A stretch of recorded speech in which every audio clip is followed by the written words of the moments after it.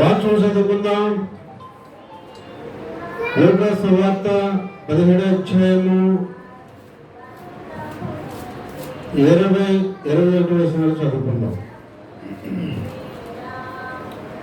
దేవుని రాజ్యం ఎప్పుడు వచ్చునని పరిసయ్యులు ఆయన అడిగినప్పుడు ఆయన దేవుని రాజ్యము ప్రత్యక్షముగా రాదు, ఎందుకనగా ఇదిగో దేవుని రాజ్యము మీ మధ్యనే ఉన్నది కనుక ఇదిగో ఇక్కడనని అదిగో అక్కడనని చెప్ప వీలుపడదని వారికి ఉత్తరం ఇచ్చారు. దేవునికి స్తోత్రములు.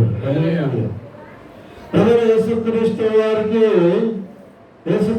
వారిని పరిసయ్యులు అడుగుతున్న ఒక ప్రశ్న, దేవుని రాజ్యము ఎప్పుడు వచ్చినని పరిసయ్యులు ఆయన అడిగినప్పుడు ఆయన దేవుని రాజ్యము ప్రత్యక్షముగా రాదు.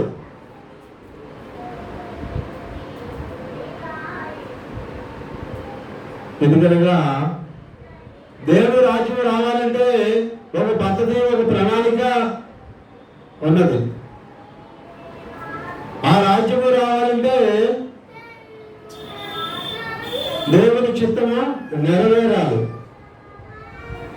అయితే ఆ రాజ్యాన్ని చూడాలని పరిసయ్యులు ఆశపడుతూ ఉన్నారు. పరిసయ్యులు అనగా దేవుని సన్నిధిలో, దేవుని సమాజంలో, దేవుని మందిరంలో పరిచయం చేసేవాళ్ళు, దేవుని చెప్పిన పని చేసేవాడు, ఏదైనా రాయవలసి ఉంటే దేవునికి రాసేవాడు. వీరికి ఆశ కలిగింది, దేవుని రాజ్యం ఎప్పుడు వస్తుంది, ఎప్పటి నుంచో ఇదిగో వస్తాడు మెస్సయ్య వస్తాడు అని లేఖనాలు చదివిస్తూ ఉన్నాయి. ఇదిగో నా రక్షణ రావడానికి సిద్ధంగా ఉన్నది అని తండ్రి దేవుడు చదివిస్తూ ఉన్నాడు.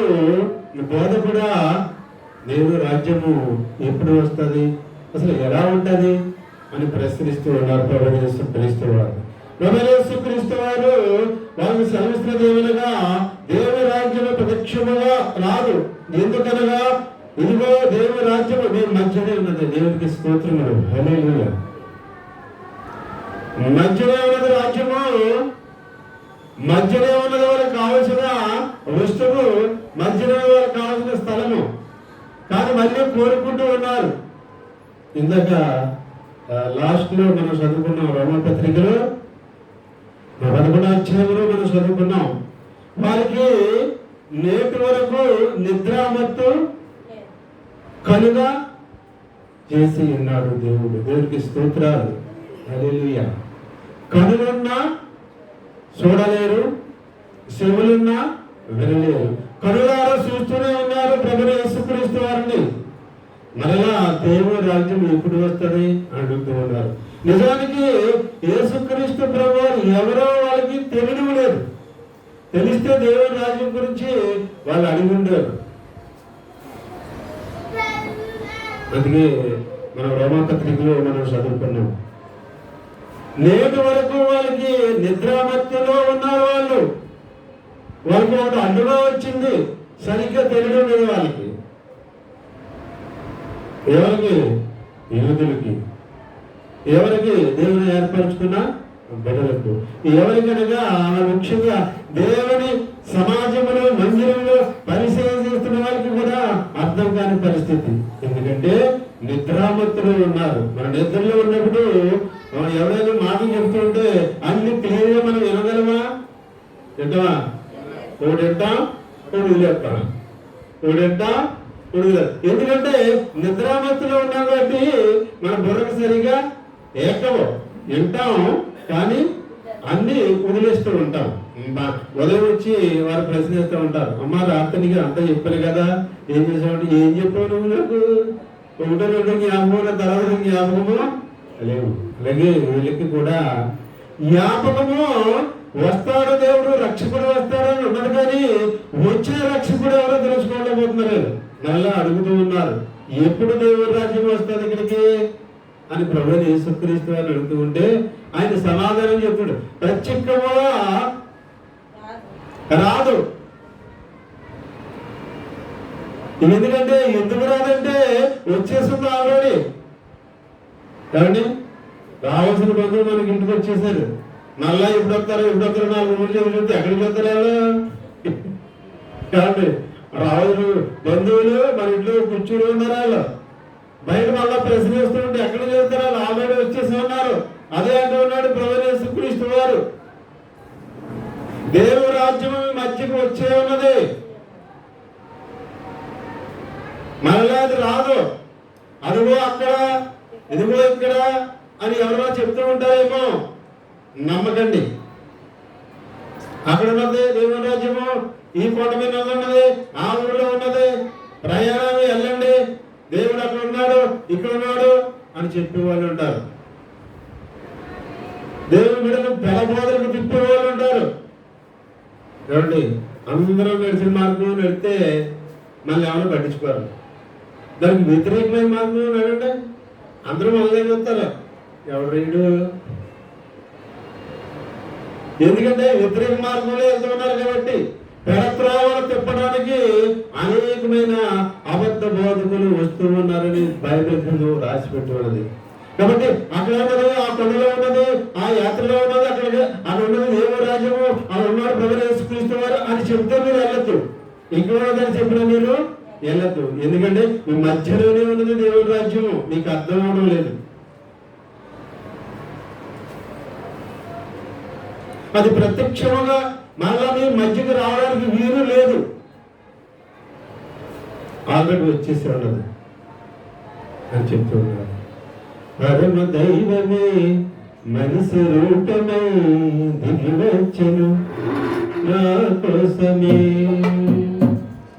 పరమ దైవమే మనిషి రూపమై దిగి వచ్చెను నా కోసమే. అమర జీవమే ప్రాణ కోసమే, కోసమే.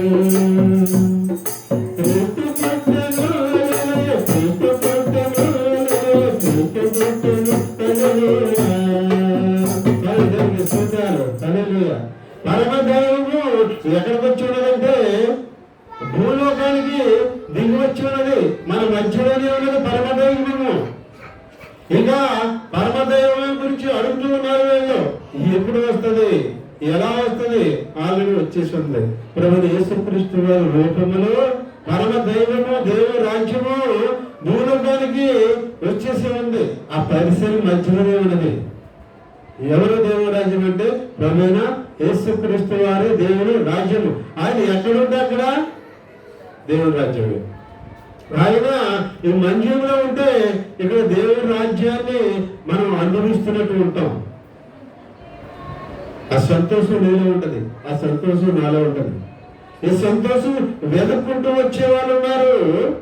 సరైన బలహీనతో ఉన్నా, శోధన వెంటాడుతూ ఉన్నా, సాతాను సడవైపోతూ ఉన్నా, ఆదివారం వచ్చి ఆ ఆలయంలోకి వెళ్ళి పడితే ఆ పాటలు, ఆ దేవుని వాక్యం వింటే సంతోషము, దేవుని రాజ్యాన్ని అనుభవిస్తాను నేనని వెతుక్కుంటూ వచ్చే వాళ్ళు ఉన్నారు. ఆ సంతోషం నాకు అక్కర్లేదు, దేవుని రాజ్యం నాకు అక్కర్లేదు అని దూరంగా పోయేవాళ్ళు ఉన్నారు. దేవునికి స్తోత్రాలు, హల్లెలూయా. కాబట్టి ప్రభువైన యేసుక్రీస్తు వారు ఎక్కడుంటే అక్కడ దేవుని రాజ్యము, అదే దేవుని రాజ్యము.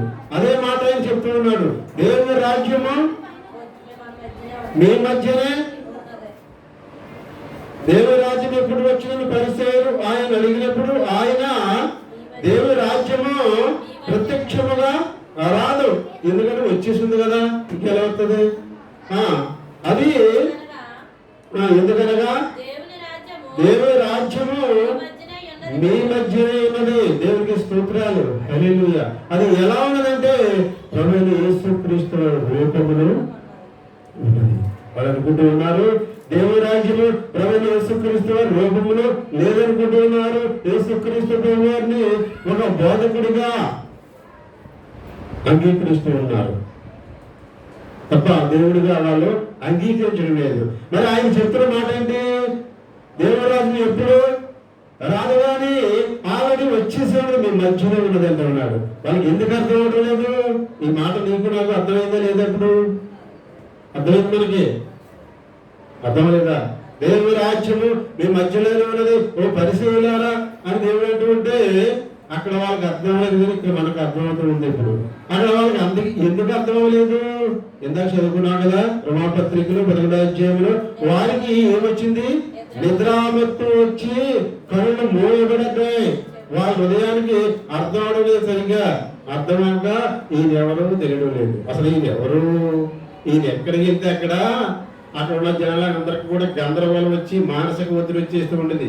ఈయన ఎవరు అసలు? ఈయన కార్యములు చూస్తే దేవుడి కార్యాలే ఉన్నాయి. ఈయన మనుషు రూపంలో ఉన్నాడు. దేవుడు మనుషు రూపంలోకి ఎలా వస్తాడు? యేసుక్రీస్తు ప్రభు అది ఎక్కడికి వెళ్తే అక్కడ అభ్యంతరములు వచ్చేస్తూ ఉండి, గొడవలు వచ్చేస్తూ ఉండి, మన గ్రంథాల్లో చదువుకుంటూ ఉంటాం. బోధిస్తూ ఉంటే బోధ అయిపోయిన తర్వాత పరిసయ్యులు, యాజకులు వీళ్ళందరూ యేసుక్రీస్తు ప్రభు మీద తిరగబడిపోతూ ఉండేవారు. ఎవరైనా పాస్టర్ గారు మనం ఆహ్వానించి మనం ఏం చేస్తాం? ఇక్కడ ఏమండి ఆయనకి ఏది కావాలని పెట్టి మంచి భోజనం పెట్టి సందాయించి పంపిస్తాం. అలా చేసేవారు కాదు. యేసుప్రభు వస్తే మంచినీళ్ళు కూడా ఇచ్చేవారు కాదు. ఎందుకు మంచినీళ్ళు ఇచ్చేవారు కాదంటే ఉన్నది నిజము నిప్పు లాంటిది. అమ్మా నువ్వు తప్పు చేస్తున్నావు తల్లి అంటే ఆమె మంచిగా వస్తుంది. నాకు నీ ప్రవర్తన సరిగ్గా పోవలేదు, నువ్వు పాపం చేస్తున్నావు ఓ కుమారుడు అంటే ఆయన నాకు సహాయం చేస్తాడా? ఆయన వెళ్ళి కోడి మాసం తెచ్చిన ఇస్తాడా? నువ్వు ఉండి పెట్టది అసలు కోడి మాసం దొంగ పొమ్మనండి నాలో ఉన్న పాపాన్ని ఎత్తులు చూపెడతాడా? ఏమండి ఎవరో పాపములు వారికి తెలియపరుస్తూ ఉండేవారు ప్రభువైన యేసుక్రీస్తు వారు. ఎందుకంటే ఆయన కనబడిపోతూ ఉండి, అర్థమవుతుందా? ఆయన ముఖకాంతిలో మన రహస్య పాపములన్నీ కూడా కనబడిపోతూ ఉంటాయి. ఎప్పుడు కనబడిపోతూ ఉంటాయి. ఆయన కనబడిపోతూ ఉంటే దేవుడు కాబట్టి అసత్యాన్ని అసహించుకునేవాడు కాబట్టి సత్యాన్ని పలుకుతూ ఉండేవాడు. వాళ్ళు కొట్టినా పర్వాలేదు, వాళ్ళు తిట్టినా పర్వాలేదు, వాళ్ళు నాకు తిండి పెట్టినా పోయినా పర్లేదు, కానీ ఇదిగో నువ్వు తప్పు చేస్తూ ఉన్నావు అని చెప్తే అందరికీ తప్పు వచ్చేస్తూ ఉన్నది. బోధిస్తూ ఉంటే ఇదిగో ఈ బోధకులు ఎలాంటి వాళ్ళు తెలుసా మీకు? ఆయన ఉన్న సన్నంతో చెప్పేవాడు. ఏమండి ఒక పాస్టర్ గారిని తెలుసుకొచ్చి బోధించబట్టే అనిక పాస్టర్ గారు తిడుతూ ఉన్నట్టుండేది ఆయన బోధ. ఇదిగో ఈ బోధకులు ఈ పాస్టర్లు ఎలాంటి వాళ్ళు తెలుసా మీకు? వీళ్ళు దొంగలు, వేషధారులతో ఉన్నారు, లోపల తోడేళ్ళు లాంటి వారు,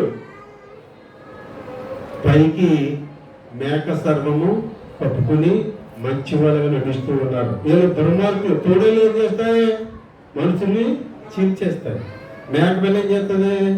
ఏం చేయదు, మంచిగా ఉంటుంది, దాంతో ఆడుకుంటాం గొడ్డు పిల్లతో.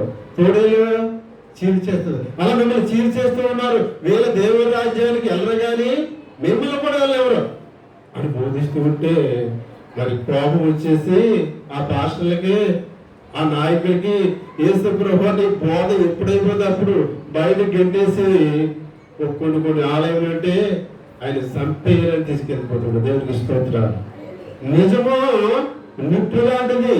నిజము పలికినప్పుడు ఏమంటే అక్కడ సమస్యలు ఏర్పడిపోతూ ఉంటాయి. ఒక ఇద్దరు వ్యక్తులు మాట్లాడుకుంటూ ఉన్నప్పుడు మనము ఎవరు తప్పు వారు నిలదీస్తే ఆ నిలదీసినవాడు ఇంకా మనతో మాట్లాడతాం. మాట్లాడుతుందా? ఇది తప్పు అన్నామనుకో మాట్లాడదు ఇంకావిడి. కొంతమంది చాలా తెలుగుగా అంటారు, ఎందుకు వచ్చిన గొడవలమ్మా ఇద్దరికని రోజు ఇదే గొడవ అంటే ఇద్దరికీ మంచి అనిపించుకోవాలి. కానీ ఎవరైతే తప్పు చేస్తున్నారో వాళ్ళని అమ్మా నువ్వు తప్పు చేస్తూ ఉన్నావు, ఈ మాట పలకకూడదు సుమా అంటే ఒకవేళ అప్పుడు ఆవిడ కోపబడినా ఇంటికి వెళ్ళి ఆలోచిస్తుంది, నేను తప్పు చేస్తూ ఉన్నానా అంటే గొడవ నా కారణంగా వచ్చిందా, అయితే నా మనసు నేను మార్చుకోవాలి. ఒక వ్యక్తిని మారుస్తాను నిజం మాట్లాడితే దేవునికి స్తోత్రాలు హల్లెలూయా. అందుకే సత్యమైన ఎవరైనా యేసుక్రీస్తు ప్రభువారు ఎవరు, దేవుడు ఎవరు, సత్యవంతుడు. నువ్వు సత్యాన్ని మాట్లాడాలి. ఆ వ్యక్తి తప్పు చేసిన వ్యక్తి మనకు అన్నైనా తమ్ముడైనా భార్య ఎవరైనా సరే నువ్వు ఏం మాట్లాడాలి, సత్యాన్ని మాట్లాడాలి. సత్యాన్ని మాట్లాడకపోతే ఇక మనం దేవుని బిడ్డలే కాదు, వృధా మొహమాటతనంగా మనం మాట్లాడే వీలు లేదు. సత్యాలను బయటపెట్టినప్పుడు నీ మాట వలన ఎదుటి వ్యక్తి అసత్యంలో బ్రతుకున్న వ్యక్తి సత్యం వైపు వస్తాడు. అప్పుడు దేవుని దృష్టిలో నువ్వు మంచి కుమారుడా మంచి కుమార్తెగా ఉంటావు. ఒక ఆత్మను నువ్వు సత్యములకు నడిపించినట్టు అవుతావు. చాలా మంది అలా చేయరు. గొడవల్లో సమస్యలు వచ్చినప్పుడు మరి మొహమాటతనంగా తప్పించుకుంటూ పోతూ ఉంటారు. కాదు, నీకు మాట్లాడవలసిన అవకాశం వచ్చినప్పుడు న్యాయం తీర్చాలి. తమ్ముడు మన తమ్ముడైనా లోకసాగిత ఏమండి, తమ్ముడు మన తమ్ముడైనా న్యాయం మాట్లాడాలి. మన తమ్ముడైనా సరే న్యాయం మాట్లాడాలి.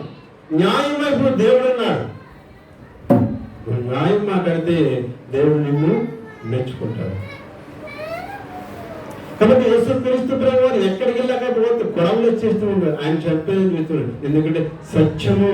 అందుకే ఆయన ముందే చెప్పాడు, ఇదిగో నేను భూమి మీదకి సమాధానం ఇవ్వడానికి వచ్చాడు అనుకుంటున్నారా మీరు, కానీ కాదు, భేదమును కలిగించడానికి వచ్చాడు. ఎందుకంటే అసత్యమైన ఈ లోకములో అసత్యములో అందరూ కూడా దిగిపోయి ఉన్నారు. మనం మంచోళ్ళు అనుకుంటూ ఉంటాం. ఒక 100 మార్కులు వేసుకుందాం, ఒక 50 మార్కులు ఏమండి, ఒక 60 మార్కులు మంచితనం ఉంటుంది ఏ వ్యక్తులైనా సరే, కానీ 40 మార్కులు కూడా చెడు ఉంటుంది. కొంతమందిలోనూ 90 మార్కులు చెడు ఉంటుంది. వాళ్ళు ఏమంటాం, మనం దుర్మార్గంలో బదులు అంటాం, కానీ 50 మార్కులు ఉన్న వాళ్ళు మాత్రం మంచోళ్ళే అంటాం. కానీ 50 మార్కులు 40 మార్కులు వాళ్ళు చెడు ఉంటుంది. కానీ యేసుక్రీస్తు ప్రభువులో 100 ఏమీ లేదేదో అంత నిజమే ఉన్నది. కాబట్టి లోకమంతా కూడా ఇలాగే ఉన్నది. కాబట్టి నువ్వు సత్యం మాట్లాడితే అక్కడ ఎలా ఉంటుందంటే అగ్గి రగులుతున్నట్టు ఉంటది.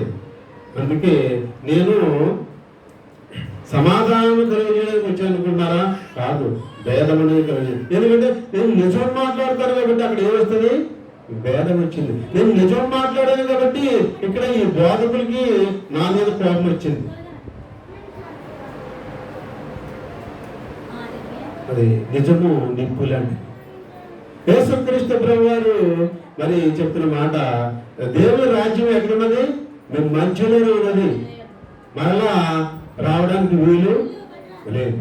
మనకు అర్థమవుతున్నది దేవుని రాజ్యం అంటే ఎవరంటే ఆయన చెప్తున్న మాట ఏంటంటే ఆయనే దేవుని రాజ్యం అని మనకు అర్థం. యూదులకి అర్థమవలేదు. ఒకవేళ యూదులకి అర్థమవుతే ఈనాడు నీకు నాకు యావత్ ప్రపంచానికి ఈ భాగ్యం ఉండేది కాదు. అసలు నిజదేవుడు ఎవరు మనకి తెలుసుకునే, ఒకవేళ తెలుసుకున్నా ఆయనలో కలుసుకునే అవకాశం ఉండేది కాదు. కానీ నిజము తెలియకుండా చేసింది కూడా దేవుడే. అదే రాశాడు కదా, నిద్రామత్తు కనుగొనేశారు. ఆ నిద్రామత్తులు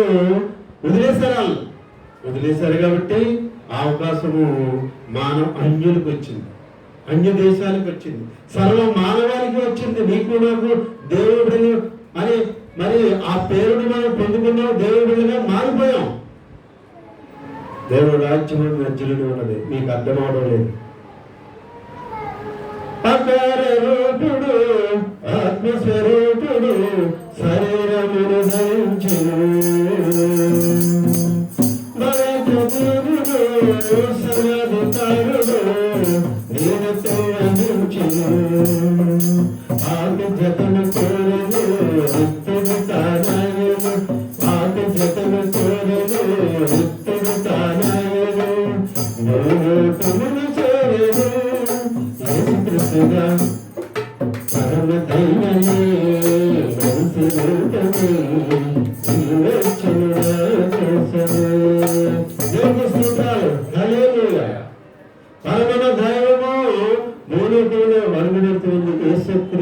రూపంలో. అందుకే దేవుని రాజ్యము మీ మధ్యలోనే ఉన్నదని పరిచయాలకు ఆయన సెలవిస్తున్నట్టు మనం చూస్తూ ఉన్నాం.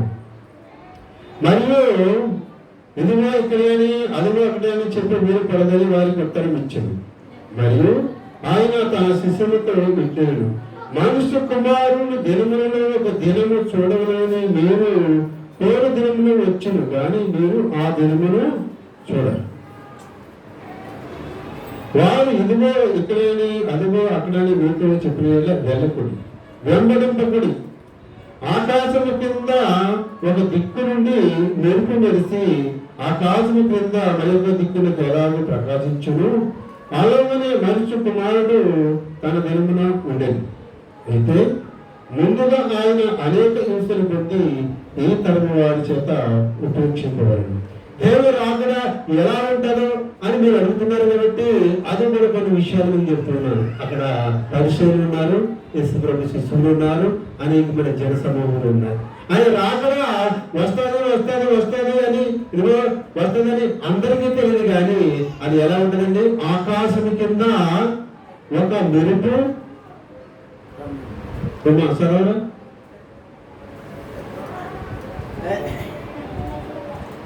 ఆకాశం కింద ఒక దిక్కు నుండి మెరుపు మెరిసి ఆకాశం క్రింద మరొక దిక్కుడికి ఎలాగో ప్రకాశించును, అలాగనే మనుష్య కుమారుడు తన దేవుడు ఉంటాడు. చూడండి, వర్షాకాలంలో మెరుపులు వస్తూ ఉంటాయి. చూసారా ఎప్పుడన్నా? ఏమండి మెరుపులు? ఆ మెరుపు ఏం చెప్పండి, మెరిసి ఆకాశం పైన మెరుస్తుంది. ఒకసారి కింద కూడా వచ్చి ఉంటుంది మనకి. అది బాబు ఏంటి అగ్ని వచ్చేసినట్టు వచ్చింది అనుకుంటూ ఉంటాం. ఏం చెప్పండి మెరుపు వచ్చి ఒక్కసారి కూడా.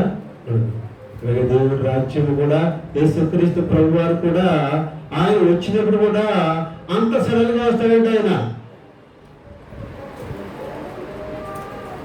అంత చల్లగా వచ్చి అంత తక్కువ సమయంలో వచ్చి సిద్ధపడిన వారు ఆయన ఎదుటి ఎదిరిపోతారు.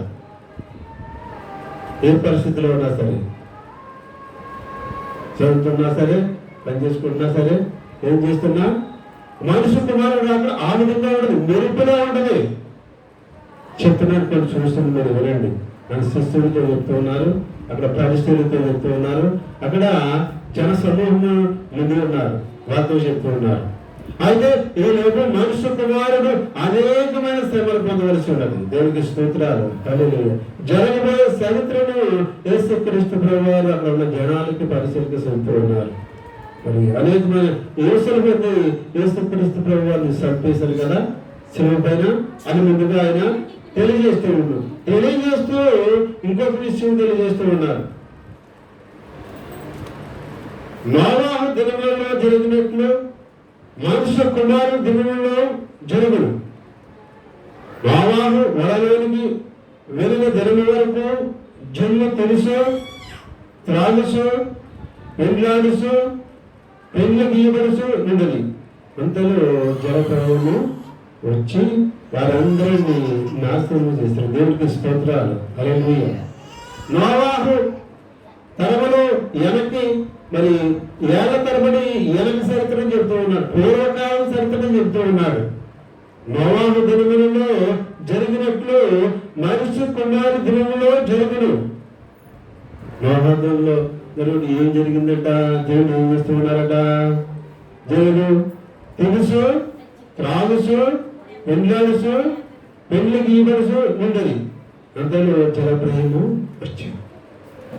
అంటే తినడం తప్ప, త్రాగడం తప్ప, పెళ్లి గీయబడడం తప్ప, పెళ్లి చేసుకోవడం తప్ప. పెళ్లి చేసుకుంటే దేవుడు ఏం చెప్పాడు కదా మనకి? ఏమండి, మొదటి వివాహం ఎక్కడ జరిగింది? అమ్మా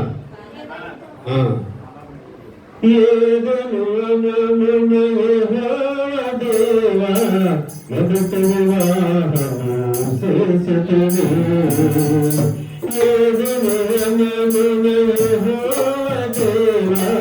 మొదటి వివాహము చేసితివి, శుభదినమున నవదంపతులను, శుభదినమున నవదంపతులను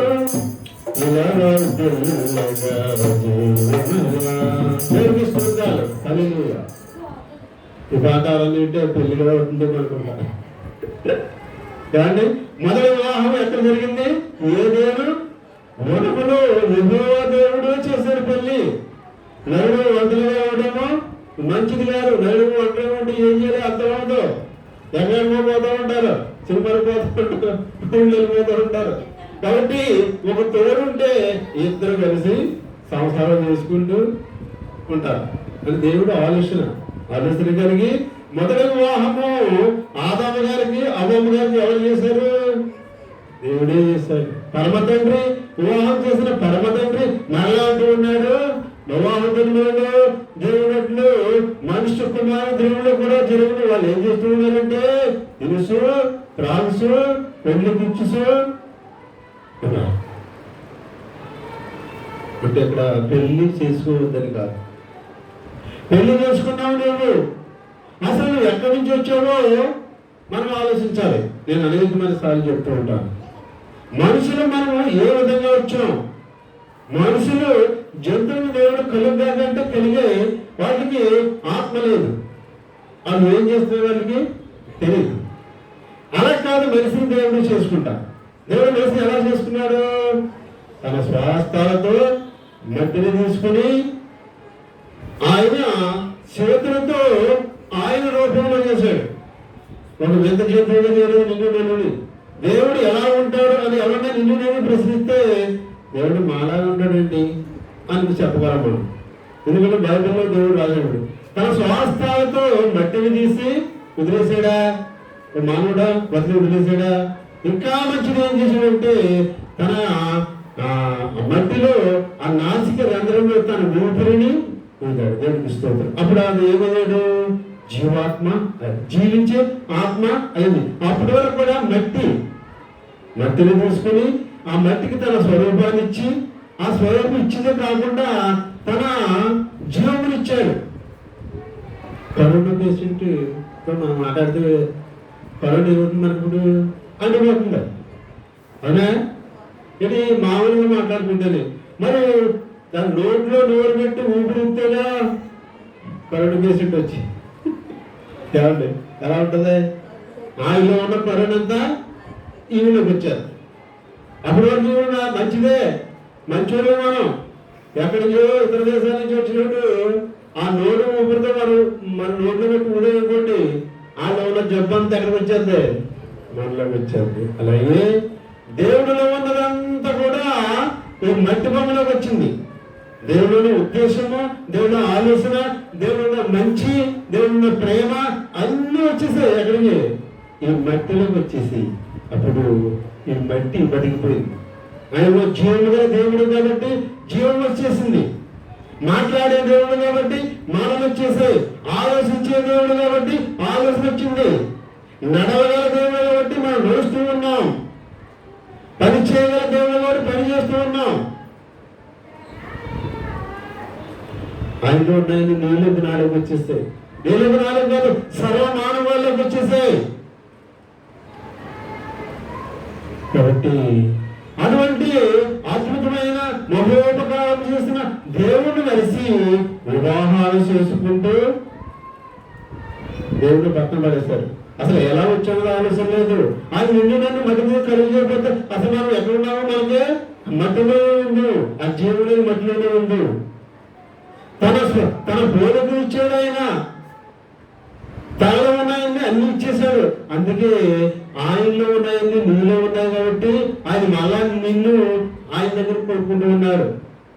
బాగా గమనించండి. 1,00,000 రూపాయలు ఒక వ్యక్తికి ఇచ్చి ఏమండి ఆయన వేరే ఊరు పంపించి మళ్ళీ ఆయన క్షేమంగా కోరుకుంటాం. ఎందుకు? ఆయన గురించి కాదు, ఆ 1,00,000 రూపాయల గురించి క్షేమంగా తిరిగి రావాలి అని ఆయన గురించి ఆలోచిస్తూ ఉంటాం. ఏ ప్రమాదంలో ఆయన చిక్కుకుంటాడో, ఏ ప్రమాదంలో చిక్కుకోవద్దు.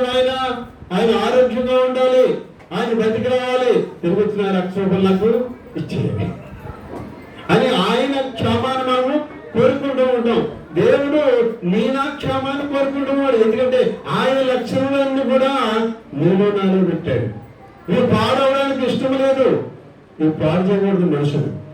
అందుకే దేవుడు లోకముని ఎంతో ప్రేమించను. ఎందుకు ప్రేమిస్తున్నాడంటే ఆయన లక్షణాలు మనసులో ఉన్నాయి, ఆయన స్వరూపం మనసులో ఉన్నది. మానవుడే మహనీయుడు అంటూ ఉంటారు. అంటే మహనీయుడు అంటే గొప్ప వ్యక్తి. మానవుడే మహనీయుడు. మానవ జన్మ మరి ఇది చేసుకున్న పుణ్యము అంటూ ఉంటారు. ఎందుకు అంటూ ఉంటారు? ఈ మానవ జన్మ అంటే ఎదుర్కొన్నారో తెలుసా మీకు?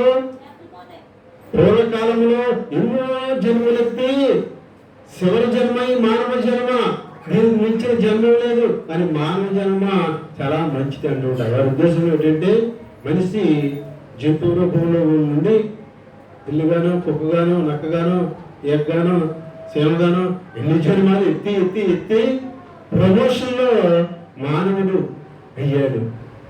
అది కష్టపడి ఈ జన్మని కష్టపడి ఏడు మానవుడు అయ్యాడు. మానవుడు మహనీయుడిగా ఉన్నాడు అని మానవ జన్మ గురించి చెప్తూ ఉంటారు. మన బైబిల్ గ్రంథం చెప్తున్నది. బైబిల్ గ్రంథం ఏం చెప్తున్నదంటే ఆయన పోలిక నీకు నాకు ఇచ్చాడు దేవుడు. ఆయన ఆత్మనిచ్చాడు, ఆయన శక్తినిచ్చాడు, ఆయన బలమునిచ్చాడు, అన్ని ఇచ్చాడు. కాబట్టి అన్ని చేయగలుగుతూ ఉన్నాం. ఇచ్చిన ఆత్మను దేవుడు తీసుకుంటే ఏమి చేయలేవు చేత. ఏమండి, ఇచ్చిన ఆత్మను ఇప్పుడు వచ్చాయంటే ఏదో చేస్తామా? ఏమి చేయలేము. కాబట్టి మళ్ళీ మనం మోసుకోపోలేదు, ఇంకొకటి కావాలి. ఎందుకనగా మనలో ఉన్న శక్తి పోయింది కాబట్టి, మనలో ఉన్న ఆత్మ పోయింది కాబట్టి అప్పుడు ఏం చేస్తాం? సరిపోయిన వాళ్ళ దగ్గరికి సరిపోయిన తీసుకెళ్ళి మనమే సమాధి చేసి రావాలి. లేదా ఆ సమాధి చేసుకుంటారా?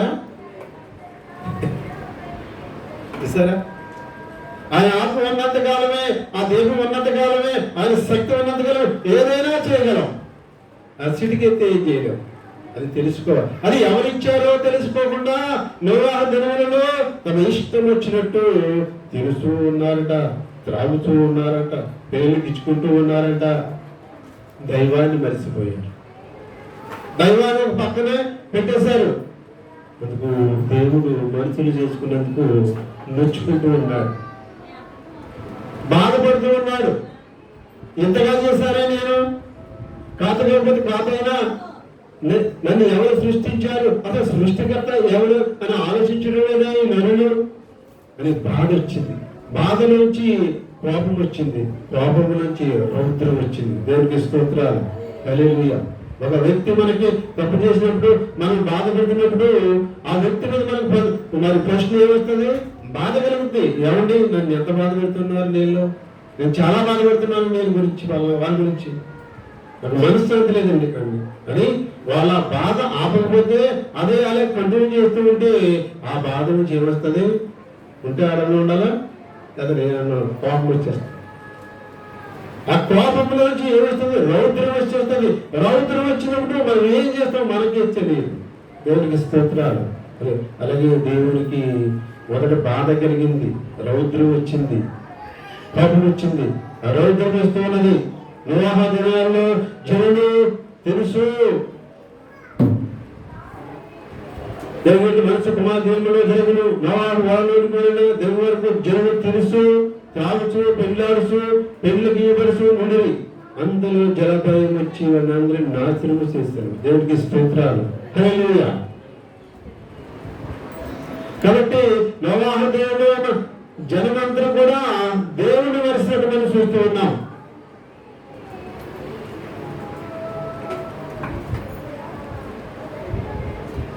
ఆదికాండము 7వ అధ్యాయము మొదటి వచనం చదువుకుందాం. ఆకాశమును భూమియు వాటిలో ఉన్న సమస్త సమూహమును సంపూర్తి చేయబడును. దేవుడు తాను చేసిన తన పని 7వ దినములోగా. ఏం చేద్దామమ్మా? ఆదికాండం 2. దేవుడైన యెహోవా నేల మట్టితో నరుని నిర్మించి వారి నాసికారంధ్రములో జీవవాయు నోదగా నరుడు జీవాత్మాయను. దేవుడైన యెహోవా తూర్పున ఏదోనులో కోట వేసి. 7:16 చదవండి. 7వ అధ్యాయం ఆదికాండము 16వ వచనం. ప్రవేశించినవన్నీయు దేవుడు అతనికి ఆజ్ఞాపించిన ప్రకారము సమస్త శరీరులు మగదియు ఆడదియు ప్రవేశించెను. అప్పుడు యెహోవా వాడలు అతన్ని మూసివేసెను. ఆ జల ప్రవాహము 40 దినములు భూమి మీద నుండగా జలములు విస్తరించి వాడను తేల చేసినందున అది భూమి మీద నుండి పైకి లేచెను. దేవునికి స్తోత్రాలు. ఇప్పుడు తెలుసు త్రాసు ఉన్నారు అందరూ. అయితే ఒక ఆయన దైవ భయం కలిగి ఉన్నాడట. ఎవరైనా దైవ భయం ఉంటే నోవాహుతో దేవుడు చెప్తూ ఉన్నాడు, ఈ జనులు తింటూ సాగుతూ నాకు కోపము రౌద్రం కలిగించాను కాబట్టి వీళ్ళు నేను ఇక ఉంచాను, వీళ్ళని పుడిచివేయాలి. దుష్ట శిక్ష రక్షణ అనగా దుష్టులను శిక్షించాలి. ఇప్పుడు పూర్వకాలం పద్ధతిలో దుష్టులను ఏం చేయాలి? దుష్టులకు శిక్ష పడాలి. ఎప్పుడైతేనో పాపులను రక్షించేవాడు ప్రభువైన యేసుక్రీస్తు. అప్పుడైతేనో దుష్టులను శిక్షించాలి. ఈ తెలుసు త్రాగుచు ఉన్న వాళ్ళు దేవుడికి పాపం రప్పించారు. ఎందుకు త్రాగుతున్నాడు? అక్కడోనే కాదు, యావత్ ప్రపంచమును సర్వలోకమును ఆ విధంగానే ఉన్నది. వీళ్ళు నేను ఉంచను. అయితే ఒక నీతిమంతుడు ఉన్నాడు. సత్యవంతుడైన దేవుడు నీతిమంతుడు వాళ్ళతో సంపడానికి ఇష్టము లేదు. కాబట్టి నోవాహుతో వాడ సిద్ధపరుచుకో, ఈ సర్వ సమూహం నేను నాశనం చేస్తాను. నోవాహంట దైవ భయం కలిగిన వారుగా ఉన్నారు కాబట్టి ఆయన దృష్టిలో నీతిమంతుడయ్యారు. దైవ భయం ఎవరు కలిగి ఉంటారో, దేవుని ఎవరు నమ్ముతారో వాళ్ళు నీతిమంతులు. మన స్వనీతి మూర్ఖ గుడ్డలతో సమానం, మన మంచి మూర్ఖ గుడ్డలతో సమానం. అయితే దేవుని యొక్క భయభక్తులు కలిగి ఉంటే నీతిమంతుడే. ఆ ఒక్క నీతిమంతుడి కోసము, నోవాహు కోసము ఏళ్ల తరబడి నోవాహును వాడ శబ్దము చేసుకునే వరకు ఆగాడు.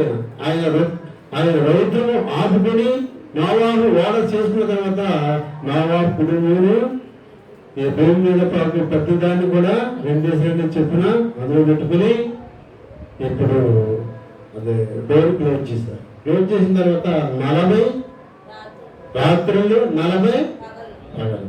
ఏమొచ్చింది? వర్షం అంటే అలాగే వర్షం కాదు, ఆకాశ తూములను ఆయన ఏం చేశాడట? విడిచిపెట్టాడట. దేవుడికి స్తోత్రాలు. మామూలు వర్షమే 2 రోజులు వస్తే ఎక్కడ ఊరిపోయి రైల్వేస్ ఊరిపోయి ఎక్కడికి వెళ్ళాలో మనకు అర్థం అవ్వదు. 20 రోజులు వచ్చింది వర్షం. 40 దినాలు ఆకాశ తూములను వదిలేస్తే భూమి మీద నీరంతా ఎలా ఎంతూ ఏమండి మొత్తం పైకి వెళ్ళిపోయింది. కింద ఉన్న మనుషులు గాని పురుగులు గాని ఏది కూడా లేదు, అన్ని నశించిపోయాయి.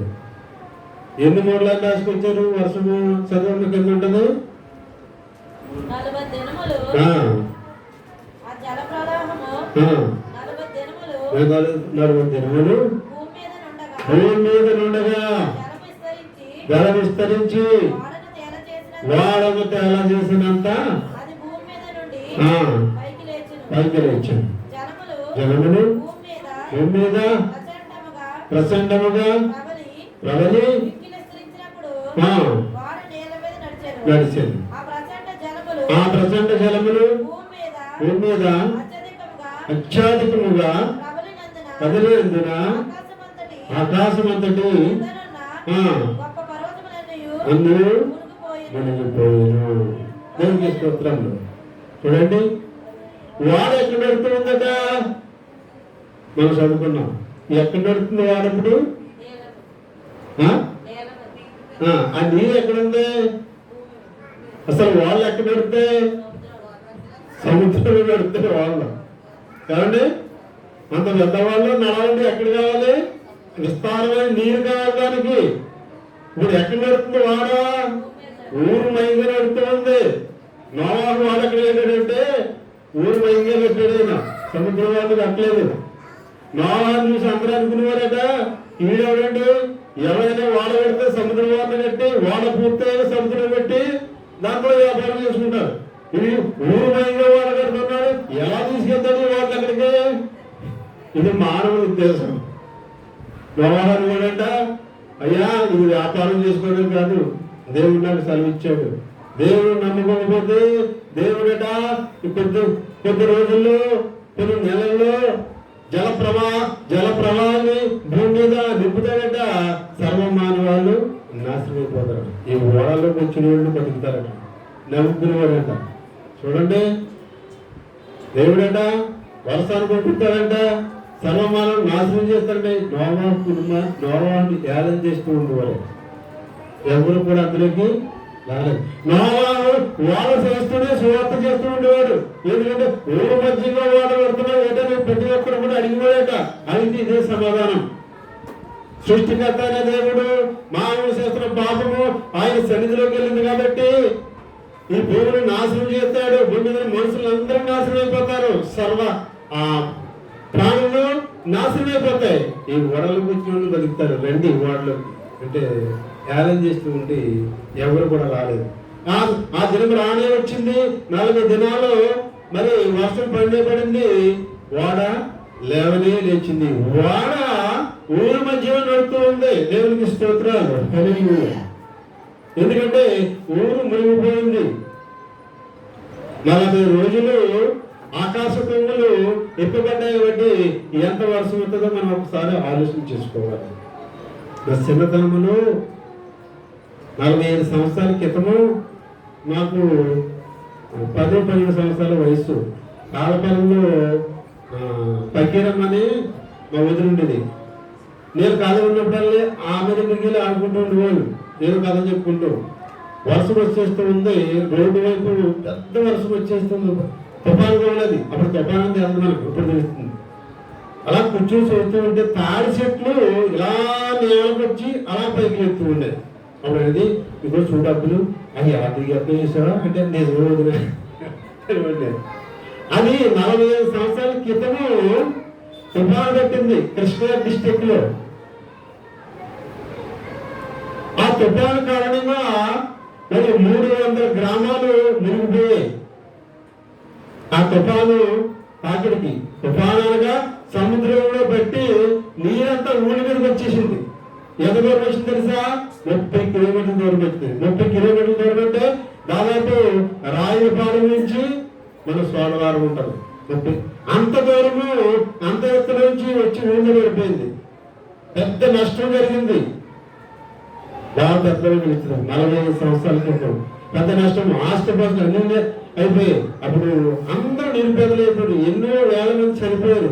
ఒక ఆలయంలో ఉంటే దస్తవారు 100 మంది వెళ్ళిపోయారట. ఆలయంలో బతుకుతా ఆలయం కూలిపోయి 100 మంది స్పాట్లు, 100లే కాదు 1000 మంది చనిపోయారు. ఎందుకనగా తుఫాను ఊరిలోకి వచ్చింది. ఊరిలోకి వచ్చి ఊరిని ముంచేసింది. చనిపోయారు. ఇది ఎంత ఒక 10 గంటలంట. 10 గంటలు జరిగిందంట. రాత్రి వచ్చింది.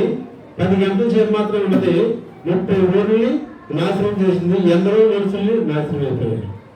అలాగే 40 రోజులు ఆకాశంతో వెళ్ళి దేవుడు ఇప్పాడు. మరి భూమి మీద ఇంకా ఏముంటది? అన్ని సర్వనాశనం అయిపోయి వాడ తేలిపోయి నోవా కుటుంబం మాత్రమే బతుకుంటారు. మానవాళ్ళందరూ సర్వనాశనం అయిపోయారు. దేవుడే దుష్ట శిక్ష రక్షణ. దుష్టులను శిక్షించేవాడు దేవుడు. ఇప్పుడు దుష్టులను శిక్షించడం లేదు, పాపలను రక్షించడం కోసము ప్రభువైన యేసుక్రీస్తు వారు వచ్చారు. దేవునికి స్తోత్రాలు. ఇప్పుడు కృపాకాలంలో ఉన్నాం మనం. ఇప్పుడు మనం తప్పులు చేసినా మనం సరిపోము. ఆనాడు తప్పులు చేస్తే శిక్షించేవాడు. ఇప్పుడు తప్పులు చేస్తే నిజంగా దేవుడు శిక్షణ మనం ఉంటాం. ఏమి కూడా ఉండదు. ఆనాడులాగే భూమి మీద నరుడు ఉండనే ఉంటాడు. ఈ వాడ బయలుదేరుతూ ఉంది. ఎక్కడి నుంచి బయలుదేరుతూ ఉంది? వాడ ఊళ్ళో నుంచి బయలుదేరి పైకి వెళ్ళిపోతూ ఉంది. దేవునికి స్తోత్రాలు.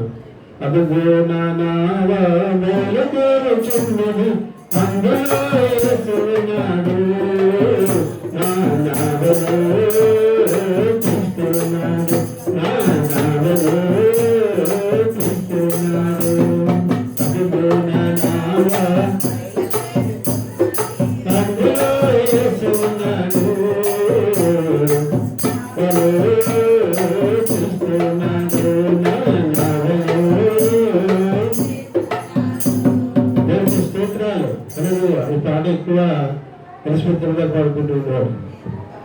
అదిగో నాలో బయలుదేరుతున్నది అనగా మరి మన జీవితంలో నాలుగా పోల్చారు.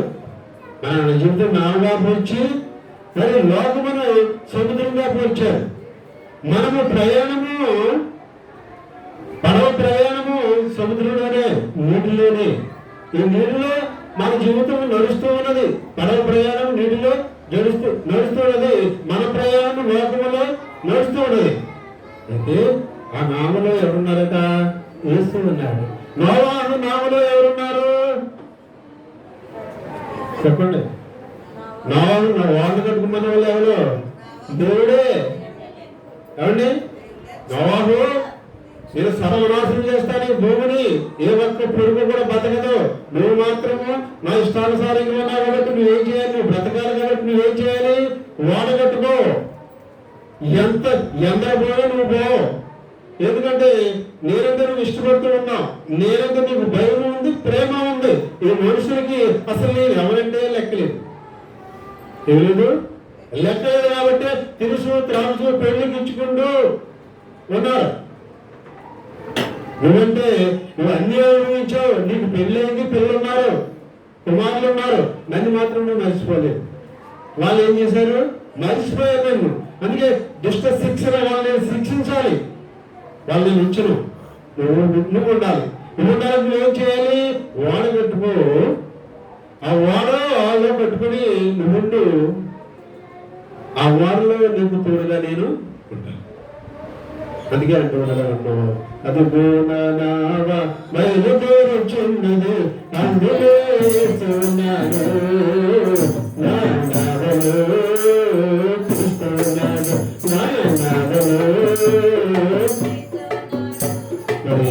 నిజంగా ఆ వాడలో దేవుడు లేకపోతే, దేవుడు అష్టము లేకపోతే, దేవుని దృష్టి ఆ వాడ మీద ఉండకపోతే ఈ జల ప్రళయంలో ఆ వాడ వెళ్తుందా? నడుస్తుందా?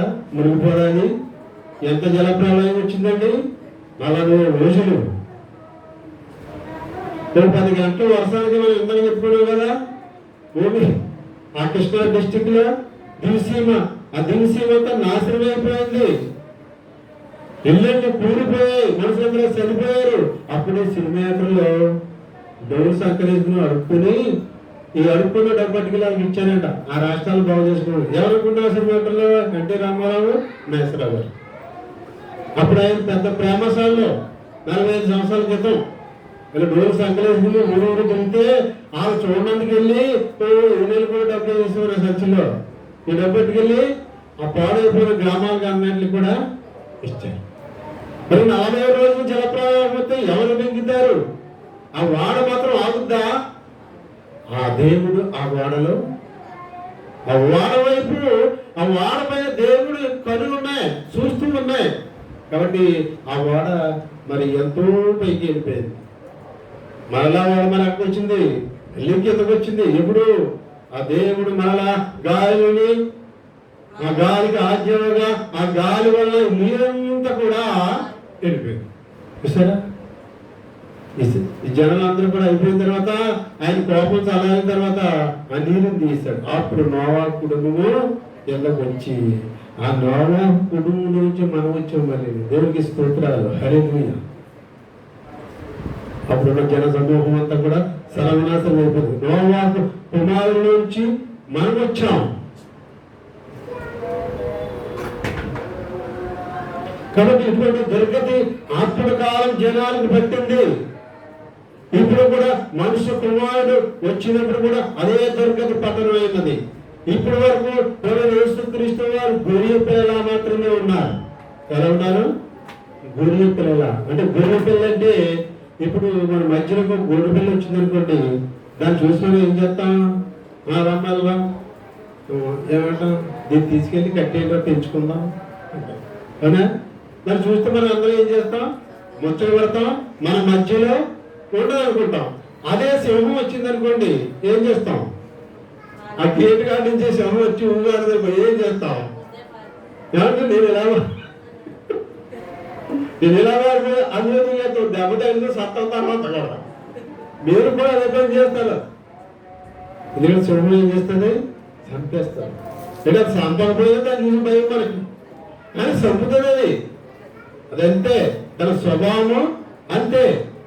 గొర్రె స్వభావము మనలో కలిసిపోయి మనం గొర్రె మీద చేసి దీన్ని ఇంట్లో కట్టేది రాత్రి పెంచుకుంటా ఉంటాం. అదే సింహాసనం మనం ఏం చేస్తూ ఉన్నాం? పారిపోతూ ఉన్నాం. సింహాన్ని కట్టేయండి పెంచుకున్నాను అని అంటావా? అన్నప్పుడు అసలు ఇక్కడ ఉంటే కదా ఉంటా. ఇప్పుడు ప్రభువు యేసుక్రీస్తు వారు మొదట కాకుండా గొర్రె పిల్లగా వచ్చారు. గొర్రె పిల్లగా బలైన యేసు, గొర్రె పిల్లగా బలైన యేసు మాయాను కదుగా రానుండెను. సంగమా సిద్ధపడుమా, యువతరమా సిద్ధపడుమా, రాజని రాజను ఎదుర్కొనుమా.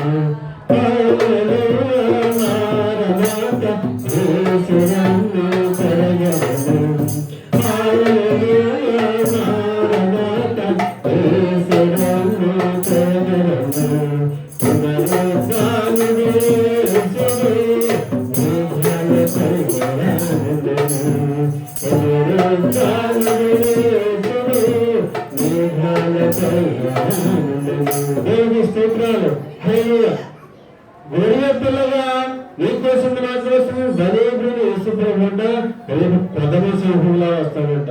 ప్రథమ సింహంలా వస్తే మనం చెప్పుకున్నాం కదా, ఎవరైనా ఆయన ముందు నిలవగలమా? నిలవలేము. ఇప్పుడు ప్రభువైన యేసుక్రీస్తు వారు అంటే ఎంతో ప్రేమ ఉండదు. ఆయన ఎన్ని తప్పులు చేసినా క్షమించే దేవుడు అని అంటూ ఉంటారు. అందరూ కూడా అలాగే ఉంటారు. క్రైస్తవులు అలాగే అంటారు, హిందువులు కూడా. అంటే గొర్రె పిల్ల ఎలా మారిపోతుందంటే కొదమ సింహంలా మారిపోతుంది. ఇప్పుడు కొదమ సింహం మారిపోతూ ఆయన ఎదురుకుండా మనము వెళ్ళలేము. ఆయన ఎదురుకుండా వెళ్ళాలంటే నువ్వు ఆయన మాట వినేవాడుగా, ఆయన చెప్పింది చేసేవాడు ఉన్నప్పుడే ఆయన మాట మనము, ఆయన ఎదుటి మనము నిలవగలము. ఈ గొర్రె పిల్ల కొదమ సింహంగా రెండో రాకడలో రానేఉన్నది. కాబట్టి ఓ సంగమా నువ్వు సిద్ధపడు, లోకమా నువ్వు తెలుసుకో. దేవుడు మాట్లాడుతూ ఉన్నాడు. జలతలను వచ్చి వాళ్ళందరూ నాశనం చేశాను, లోతు దినంలో జరిగినట్లు జరుగును. మరి లోతుని ఎత్తుకుంటూ ఉన్నాడు దేవుడు. లోతు దినంలో ఏం జరిగింది అనగా, మరి సొదొమ గొమొర్ర పట్టణంలో 2 పట్టణాలు ఉన్నాయి. అక్కడ చదువుకుందాం. జనం తెలుసు, త్రాగుచు, తెలుసు, అమ్ముచు, వారు నాటుచు ఇల్లు కట్టుకొచ్చి ఉండేది. అయితే లోతు సొదొమ విడిచిపోయి జనమున ఆకాశంలో అగ్నికందకములు పరిచి వర్ణందరినీ నాశనం చేస్తాడు. అప్రకారమే మనుష్య కుమారుడు ప్రత్యక్షమై మాకు దినములో జరుగును. దేవుడికి స్తోత్రాలు, హల్లెలూయా. చూసారా, లోతు దినములలో జనులు కూడా తెలుసు తాగుతూ ఉన్నారట, తమ ఇష్టానుసారమైన జీవితాలు వారు జీవిస్తూ ఉన్నారట. అప్పుడు కూడా అగ్నికందకములు వచ్చి కూర్చున్నట్టు మనం చూస్తూ ఉన్నాం. ఆదికాండము 19వ అధ్యాయము 1-2 వచనాలు చూద్దాం. లోతు దినాలు కూడా ఇలాగే ఉన్నదట, ఘోరంగా ఉన్నదట. దైవాన్ని విడిచిపెట్టారు.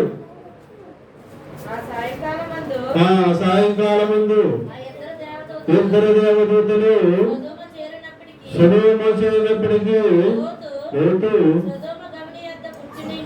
సొదొమ గవి యొద్ద కూర్చుని వారిని చూసి సాష్టాంగ నమస్కారం చేసి, నా ప్రభులారా దయచేసి ఇంటికి వచ్చి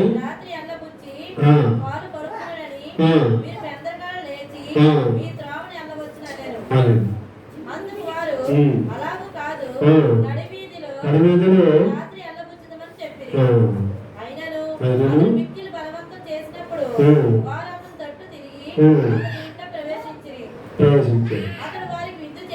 చేసి చేశారు. భక్తులందరూ సొదొమ మనుషులు బాలులను వృద్ధులను ప్రజలందరూ నలుదిక్కుల నుండి కూడి వచ్చి ఆడుతాం. చూసారా, ఇద్దరు దేవదూతలు సొదొమ గొమొర్రా పట్టణంలోకి వచ్చారు. ఎక్కడాగే లోతు దగ్గరికి వచ్చారు. అంటే సొదొమ గొమొర్రా అనే పట్టణాలు పెద్ద పట్టణాలు. ఆ పట్టణాలు కూడా మనం ఇందాక చదువుకున్నారు చూసారా, నోహ దేవుడు అన్నట్టు అలాగనే ఉన్నాయి. దారి తిండి లేకుండా ద్రోహులైపోయి కామాంధులైపోయి తమ ఇష్టానుసారమైన జీవిస్తూ భయం లేకుండా జీవిస్తూ ఉన్నారు. దేవుడు అన్నారు, ఇద్దరు దేవదూతలు పెట్టి లోతు అని ఒక ఆయన నేనంటే భయపడుతూ ఉన్నాడు. లోతు అంటే ఎవరు? అబ్రహాము తమ్ముడు. అబ్రహాం బట్టి లోతును ఆశ్రయించిన దేవుడు అబ్రహాం బట్టి లోతుకి సహాయం చేస్తూ ఉన్నాడు. మనల్ని బట్టి మన వెంట్రుకు దేవుడు సహాయం చేస్తూ ఉంటాడు. మన వెంట్రుకు దుర్మార్గులైనా, రౌడీలైనా, దైవదేవులైనా, దేవుని తెలియనోళ్ళైనా, అంతకులైనా, వ్యభిచారులైనా, దొంగలైనా మనల్ని బట్టి మనం ఏం చేస్తూ ఉంటాం? మన బిడ్డల కోసం ఏం చేస్తూ ఉంటాం? నాయన మార్చండి, మొదట వాడిని శ్రమించండి, తర్వాత మార్చండి. దేవుడు నీ ప్రార్థన చూసి నీ భక్తి ప్రవర్తన చూసి ఆయన చూపిస్తూ ఉంటాడు. నీ ప్రార్థన ఆయనకి సహాయం చేస్తూ ఉంటుంది. అలాగే మరి ఇక్కడ లోతుకి అబ్రహాం ప్రార్థన సహాయం చేస్తూ ఉంది. లోతు ఎక్కడికి వెళ్ళి తెలుసా? సొదొమ గొమొర్రా పట్టణం అంటే మంచివే పట్టణాలు, పెద్దవే పట్టణాలు, కానీ న్యాయం లేదు, అన్యాయం జరుగుతూ ఉంది. ఎవరికి బాగుంటే వాళ్ళు వేరే దగ్గర లాగేసుకోవడమే. ఈ లోతు సామాగ్రి కూడా లాగేసుకున్నారు. ఎక్కడి నుంచో పారాదేశించవచ్చు, ఆస్తి అంతా లాగేసుకుంటే అబ్రహాం గారు తెలుసుకుని 100 మంది వేసుకుని దేవుడిని ప్రార్థన చేసి ఆ 2 పట్టణాలను కూడా జయించి లోతు దగ్గర తీసుకున్న సామాగ్రిని ధనాన్ని తీసుకుని మళ్ళీ ఆయనకు అప్పచెప్పాడు. దేవుడికి స్తోత్రాలు. ధర్మాత్ముల వాళ్ళు 2 పట్టణాలు, 2 రాజులు ఉన్నారు. ఆ రాజులిద్దరిని కూడా జయించి ఎంతమంది జయించాడు అబ్రహాం గారు? ఎవరు 100 మందినే తీసుకెళ్ళి రాజులు జయించాడు. చూసారా, దేవుడు తోడు, నువ్వు అక్కడ చాలు. అందుకే అంటే ఉన్నాడు కదా, ఎవరు? దావీదు మహారాజు, నాయన 10,000 మంది ఈ పక్క మోహరించినా ఆ పక్క మోహరించినా నన్ను సత్యంగా చూస్తున్నా నేను హాయిగా వాళ్ళ మధ్యలో నిద్రవుతాను. దేవుడికి స్తోత్రాలు. ఆ 10,000 మందిని కూడా దేవుడు ఏం చేస్తాడు? దేవుడు చేస్తే వాళ్ళు పారిపోతారు. అదే నమ్మకంతో అబ్రహాము 100 మందిని తీసుకుని ఆ పెద్ద పట్టణాలు, ఆ దుర్మార్గమైన పట్టణాలని మరి జయించి లోతుకు రాజుని ఇచ్చేశాడు. ఇప్పుడు అబ్రహాము ప్రార్థన లోతుకు సహాయం చేస్తున్నది. అబ్రహాము సావాసం కూడా లోతు దేవుని సావాసంలో నడుస్తూ ఉన్నాడు. దైవ భయమైన వ్యక్తి. ఆ 2 పట్టణాలు దుర్మార్గులు నాశనం చేయడానికి దేవుడు నిర్ణయం తీసుకున్నప్పుడు ఒకే ఒక వ్యక్తి కనపడుతూ ఉన్నాడు, లోతు. ఆ లోతు దగ్గరికి 2 పంపించాడు.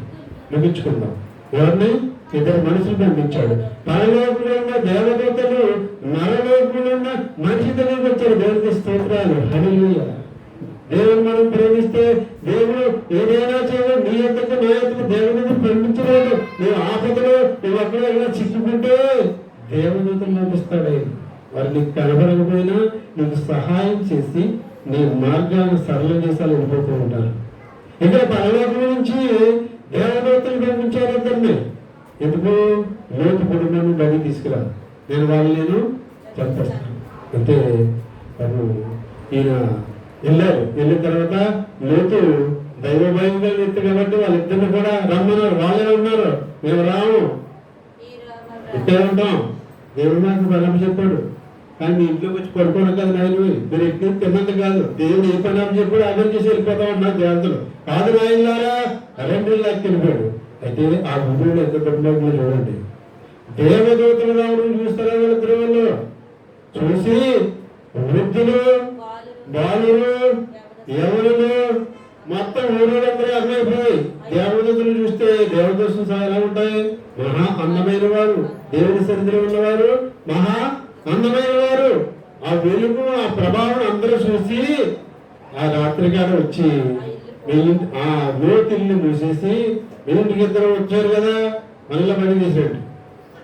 వాళ్ళతో మేము స్నేహం చేయాలి, వాళ్ళతో మేము పాపం చేయాలి. ఏంటి ఊరందరూ పాపం చేస్తారా?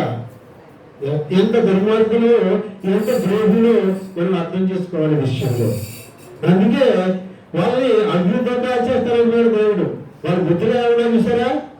వృద్ధులు, బాలులు, యవనులు దేవుడి సన్నిధిలో ఉన్న దేవతలతో పాపం చేస్తాం రండి అని లోతులు అంటుంటే, లోతు ఎంత మంచి ఎంతో ఆయన ఎక్కడ లోతు వెళ్ళారా? మీరు లోతుని పిలిచి రాత్రి మనుషులు ఎక్కడ మేము వారిని కూడినట్లు వెలుగు తీసిరా.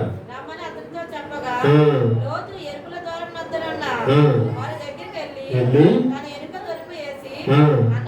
అన్నలారా ఇంత పాతకం పట్టుకోకండి, ఇదిగో పురుషుడు కూడని ఇద్దరు కుమార్తెలు నాకు ఉన్నారు. సెలవైతే వారిని ఆగుతాం. చూసారా లోతు ఎంత మంచి వ్యక్తి, వాళ్ళు ఎంత మంచి దుర్మార్గులు. అందుకే ఆ 2 పట్టణాలు దేవుడు కాల్ చేయడానికి ఇష్టపడుతూ ఈ లోతును రమ్మంటూ ఉన్నాడు. ఎందుకనగా లోతు అంటూ ఉన్నాడు, అతిథి మర్యాద చేస్తూ ఉన్నాడు. లోతు నా ఇంటికి వచ్చిన బంధువులు నష్టపోకూడదు, నా ఇంటికి వచ్చిన బంధువులు ఏడిపించకూడదు, వాళ్ళు మర్యాద చేయాలి. అవసరమైతే నేను కష్టపడతాను, నేను కన్న బిడ్డలు ఉన్నారు, వయసు వచ్చిన బిడ్డలు ఉన్నారు, వాళ్ళు తీసుకెళ్ళి ఎట్లా చేసుకోండి, కానీ ఇవాళ ఏం చేయొద్దు మీరు అంటున్నాడు. లోతు మంచివాడే చెడ్డవాడే అనుకుంటున్నాడు. మనకి దైవ వ్యక్తి, దేవుని సన్నిధిలో నుంచి వచ్చిన వ్యక్తుల్ని అప్పచెప్పకుండా తన కూతుర్ని అప్పచెప్తూ ఉన్నాడు. దేవునికి స్తోత్రాలు. కాబట్టి అటువంటి దుర్మార్గులు అక్కడ ఉన్నారు కాబట్టి వాళ్ళని నశింపజేయడానికి లోతు ఎదుగు ఇద్దరు ప్రభుత్వం చూస్తూ ఉన్నాం. అందుకే మనలో దుర్మార్గత అనేది ఉండకూడదు. మంచి వాళ్ళగా మనం జీవించినప్పుడు దేవుడు మనకు సహాయం చేసేవాడుగా ఉన్నాడు. ఎంతటి మరి ఘోరమైన ప్రమాదంలో చిక్కుకుంటేను అక్కడి నుంచి ఆయన తప్పిస్తాడు. లోతును అలాగే తప్పిస్తూ ఉన్నాడు.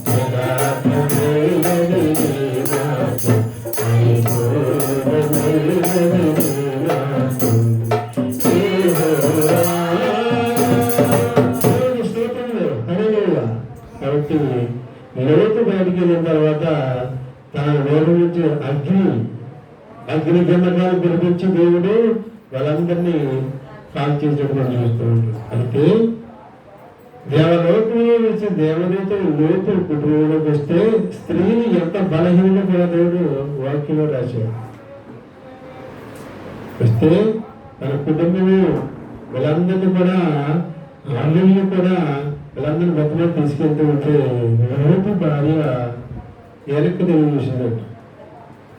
వెనక్కి తిరిగి చూడడం అంటే అక్కడ ఉన్నది ఆ ఆస్తి ఏమైపోతుంది, గృహం ఏమైపోతుంది, వెనక్కి తిరిగి చూడడం, లోకంతో స్నేహం చేయడం, దేవుడి చెప్పిన మాట వినాలి.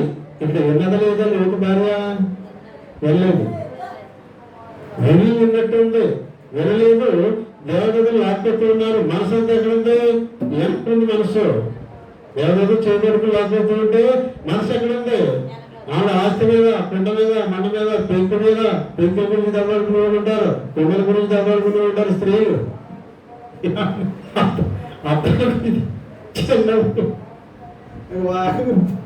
ఎలిజబెత్తం గారు చేసినా కానీ ఒక అర్థం ఉండేది. ఇప్పుడు ఇంకొక అర్థం, ఆ అర్థం గురించి దెబ్బలుకున్నారు. అమ్మ నాకు ఇచ్చింది, అమ్మ నాకు ఇచ్చింది.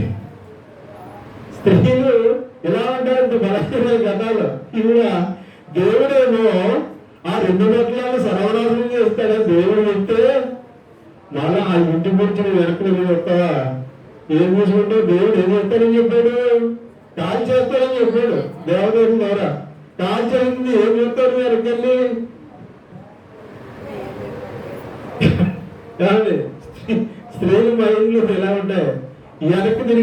ఏం చేసింది తెలుసా, వెనక్కి తిరిగి చూస్తే ఆవిడ ఉప్పు తమ్ముగా మారిపోయింది. లోతు భార్య ఆనాడు లోకాసలుడి, లోతు భార్య ఆనాడు లోకాసలుడి, ఉప్పు స్తంభమాయను గొప్ప స్తంభమాయను, వెళ్ళలు వెళ్ళది త్రోవలు ఎస్సయానే అయ్యో క్షణములు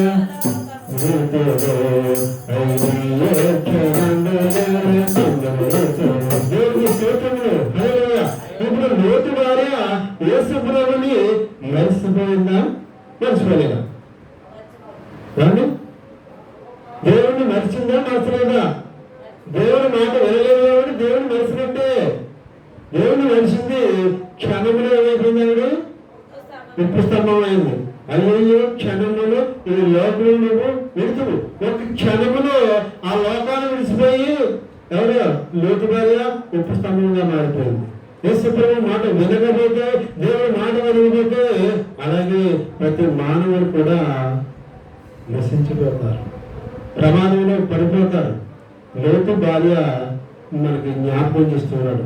లోతు భార్య అప్పుడు ఆ దినాలు అలా చేసింది. అదే పరిస్థితి మనుషు కుమారుడు వచ్చినప్పుడు కూడా, ఆయన వచ్చినప్పుడు కూడా ఇలాగనే ఉంటారు మనుషులు, ఇలాగ దుర్మార్గతలోనే ఉంటారు.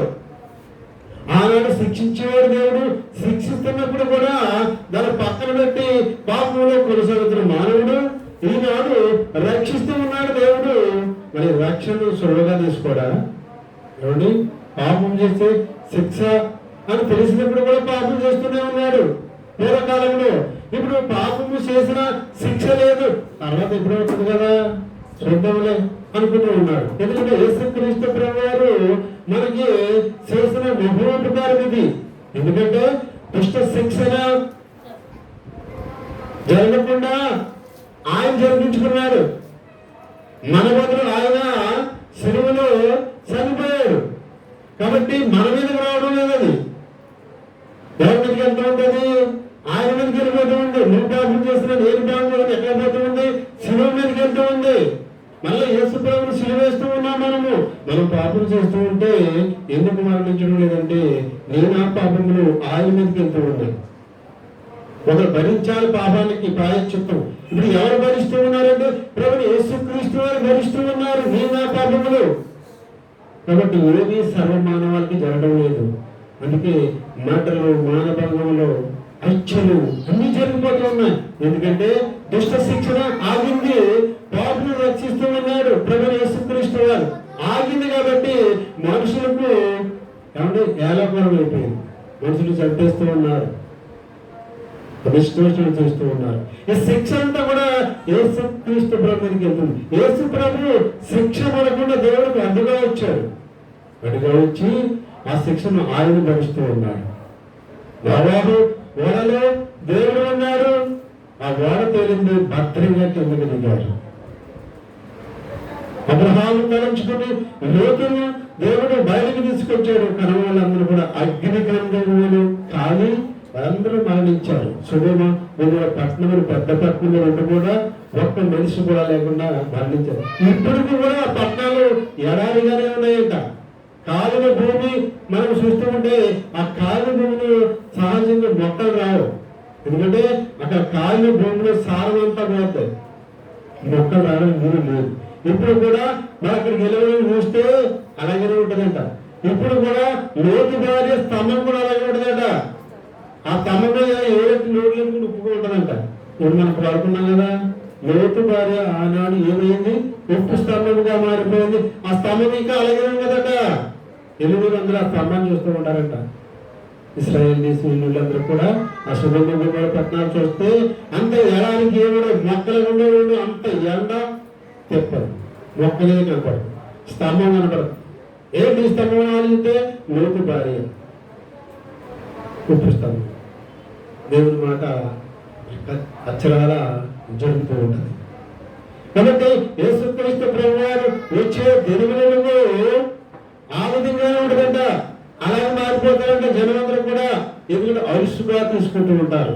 గొర్రె పిల్లగా ఉన్నాడు కదా యేసు ప్రభు, అలుసుగా తీసుకుని మరి తమ ఇష్టానుసారంగా మరి జీవిస్తూ ఉంటారంట. అగ్నిగంధకములు కురిసి వారిని నాశనం చేసను. ఆ ప్రకారమే మనుష్య కుమారుడు ప్రత్యక్షంగా దినమున జరుగును. దేవునికి స్తోత్రాలు. యేసు ప్రభు వచ్చినప్పుడు కూడా అలాగే జరుగుద్దట. పాపాత్ములందరూ కూడా ఏం చేశాడు? దేవుడు కాల్చి పాడేశాడు, ముంచి పాడేశాడు. నోహ దినముల్లో జలప్రళయంతో తుడిచి పాడేశాడు. లోతు దినముల్లో కాల్చి పాడేశాడు 2 పట్టణాలు. యేసు కుమారుడు ప్రత్యక్షంగా దినమున జరుగును. ఏ దినాన దేవుని రాజ్యాన్ని మీరు కోరుకుంటూ ఉన్నారు కాబట్టి దేవుని రాకడికి మనుషు కుమారుడు రెండో రాకడికి ఏ విధంగా ఉంటాయో కొన్ని సూచనలు వినండి అక్కడ పరిచయులకు, యేసుక్రీస్తు ప్రభువారి శిష్యులకు, అక్కడ జన సమూహానికి యేసుక్రీస్తు ప్రభువారు చెప్తూ ఉన్నారు. కాబట్టి మరి అందుకే ఆయన అంటూ ఉన్నాడు, మనుష్య కుమారుడు భూమి మీదకి వచ్చినప్పుడు విశ్వాసులు 10 మందినా అంటే విశ్వాసం అంట అందరికి కోల్పోతారంట. ఇంకా లేదు ఎప్పుడు తాతల నుంచి వాళ్ళ ముత్తాతల నుంచి ఇదే చెప్తూ ఉన్నారు. అందరూ వచ్చి ఇక రాడు అని నిర్ణయం తీసుకుంటారంట. అప్పుడే వస్తాడంట. ఆయన వచ్చినప్పుడు ఎలా ఉంటాయో సూచనలు కొని చెప్తూ ఉన్నాడు. ఆయన వచ్చినప్పుడు మళ్ళా కూడా చాలా గందరగోళంగా పాపం ఎక్కువైపోతూ మనుషులు కొట్టుకుంటూ తిట్టుకుంటూ ఉంటారట. అదే నోవాహు దినములలో, లోతు దినములలో ఏ విధంగా ఉన్నారు, మానవ జాతి ఏ విధంగా ఉన్నారు, అదే విధంగా మనుష్య కుమారుడు మరి ప్రత్యక్షమైన దినములు కూడా ఉంటారు. అంటే ఇప్పుడు ప్రత్యేకంగా మీ అందుకు రాదు. ఎందుకంటే ఆ మనుష్య కుమారుడు ఎలా ఉన్నాడంటే ఇప్పుడు దేవుని కుమారుడు ఒక మాటలో చెప్పాలంటే మారు వేషంలో ఉన్నట్టు కనబడుతూ ఉన్నాడు. మనుష్య కుమారుడుగా ఆయన కనబడుతూ ఉన్నాడు. కాబట్టి వాళ్ళు అడుగుతున్నారు, దేవుని రాజ్యము వచ్చినవి పరిశీలు ఆయన అడిగినప్పుడు ఆయన దేవుని రాజ్యము ప్రత్యక్షముగా రాదు. ఎందుకనగా ఇదిగో దేవుని రాజ్యము మీ మధ్యలో ఉంది. దేవునికి స్తోత్రం. వాక్యం ముగిస్తూ ఉన్నాం. కాబట్టి ఏ విధంగా దేవుడు మరి వచ్చే కాలంలో పరిస్థితులు ఏ విధంగా ఉన్నాయో దేవుడు మనకు తెలియపరిచాడు. కాబట్టి దేవుడు మనము అలాంటి ప్రమాదాలు గురి కాకుండా, ఆయనతో నివాసం చేసే స్థితి కోల్పోకుండా, మన విశ్వాసాన్ని మనం కోల్పోకుండా గట్టిగా పట్టుకుని ఆయన వైపు చూద్దాం. లోతును మరి రక్షించిన దేవుడు, నోవాహును రక్షించిన దేవుడు నన్ను కూడా రక్షించడానికి సిద్ధంగా ఉన్నాడు, ఇష్టపడుతూ ఉన్నాడు. కాబట్టి ఈ వాక్యము హృదయంలో భద్రపరుచుకుందాం. నేను వాక్యం ముగిస్తూ ఉన్నాను. ప్రభువైన యేసుక్రీస్తు వారి కృప మనకు ఉండను గాక. నాగా జరిపరిస్తాను చెప్తున్నాను.